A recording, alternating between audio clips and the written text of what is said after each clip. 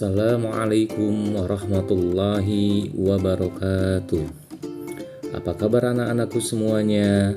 Mudah-mudahan semuanya dalam keadaan sehat walafiat dan ada dalam lindungan Allah Subhanahu wa Ta'ala. Pada kesempatan hari ini kita akan belajar PAI KD 3.1 memahami Quran Surat Al-Fil. Isi materi yang akan kita pelajari pada hari ini, yang pertama yaitu memahami Quran Surat Al-Fil, yang kedua yaitu kisah dalam Surat Al-Fil.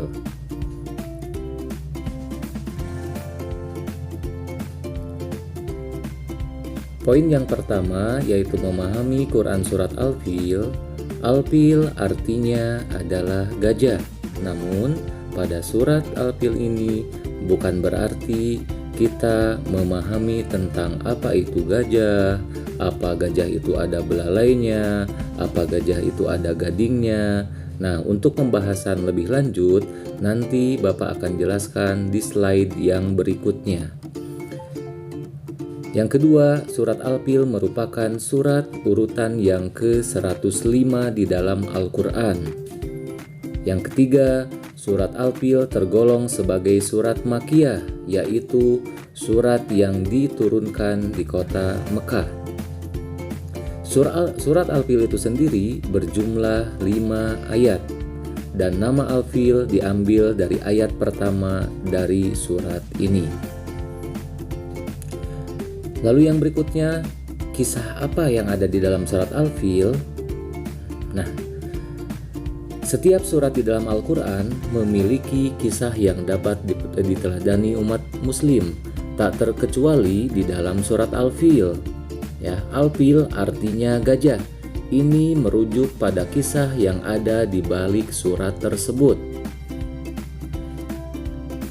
Gajah yang dimaksud dalam surat Al-Fil adalah pasukan gajah yang menyerang Ka'bah tepat di tahun kelahiran Nabi Muhammad SAW. Pasukan gajah tersebut dipimpin oleh seorang raja yang bernama Raja Abraha, gubernur negeri Yaman yang terletak di selatan kota Mekah. Penyerangan tersebut dilandasi rasa iri Abraha terhadap keramaian kota Mekah dengan dibangunnya Ka'bah. Awalnya Abraha mendirikan tempat peribadahan besar di San'a, ibu kota Yaman.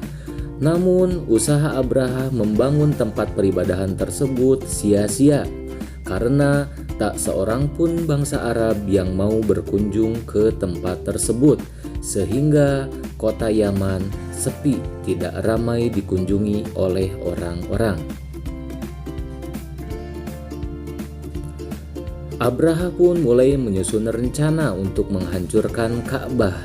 Ia datang bersama pasukannya yang dilengkapi dengan kendaraan khusus, yakni gajah, untuk menakut-nakuti warga Mekah. Sebelum Abraha tiba di Mekah, Abdul Muthalib yang mendengar kabar kedatangan pasukan gajah tersebut mendatangi Ka'bah. Bersama dengan tokoh Quraisy lainnya, ia berdoa agar Allah melindungi dan memelihara Ka'bah dari niat jahat Abraha.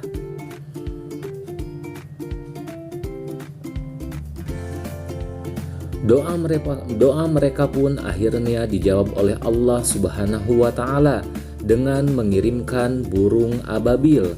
Rombongan burung ababil tersebut muncul dan menyerang pasukan gajah yang telah sampai di kota Mekah. Masing-masing burung membawa batu kecil bernama sijil dengan paruhnya. Batu-batu itu kemudian dijatuhkan tepat di setiap kepala pasukan bergajah. Konon katanya batu-batu itu diambil oleh burung ababil, diambil dari neraka, sehingga panasnya berjuta-juta kali lipat lebih panas daripada api yang ada di alam dunia ini.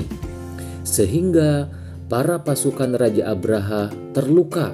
Semua tentara beserta gajah-gajahnya hancur lebur. Tak ada seorang pun yang selamat dari serangan maut burung ababil tersebut. Kemudian Apa yang terjadi dengan para pasukan Raja Abraha? Ketika burung ababil tersebut melempari seluruh pasukan Raja Abraha, yang tadinya Raja Abraha sombong, tiba-tiba ketakutan. Setelah melihat kehancuran tentaranya, akhirnya ia pulang kembali ke San'a dengan perasaan takut yang luar biasa. Dan kemudian Raja Abraha pun mati karena luka parah yang dideritanya.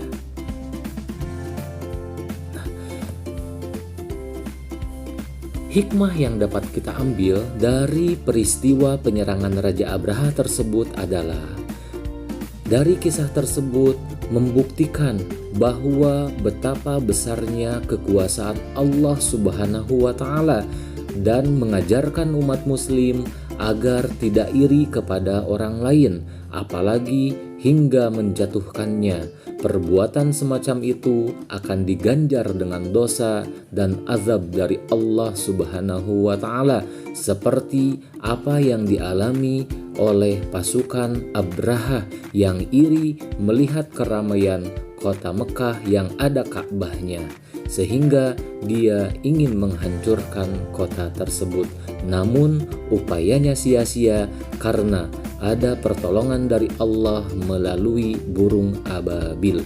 Wa arsala alaihim tayran ababil.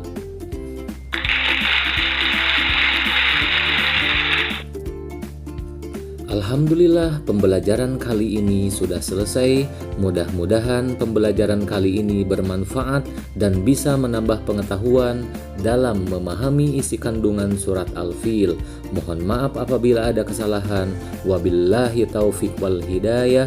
Wassalamualaikum warahmatullahi wabarakatuh.